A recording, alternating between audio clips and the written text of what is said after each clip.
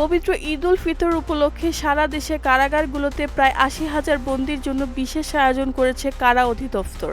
বন্দীদের মাঝে ঈদের আনন্দ ছড়িয়ে দিতে রাখা হয়েছে বিশেষ খাবার, স্বজনদের সঙ্গে সাক্ষাৎ এবং ফ্রি ফোনে কথা বলার সুযোগ। কারা কর্তৃপক্ষ জানিয়েছে, ঈদের দিন সকালে পায়েস বা সেমাই, দুপুরে সাদা ভাত, গরু বা খাসির মাংস, মুরগির রোস্ট, আলুর দম ও রুই মাছ সহ বিশেষ খাবার পরিবেশন করা হবে। পাশাপাশি পান সুপারিও দেওয়া হবে। কারা মহাপরিদর্শক বলেন, বন্দীদের মাঝে ঈদের আনন্দ পৌঁছে দিতে প্রতি বছরের মতো এবারও এই আয়োজন করা হয়েছে। ঈদের দিন কারাগারে জামাতের ব্যবস্থা থাকবে।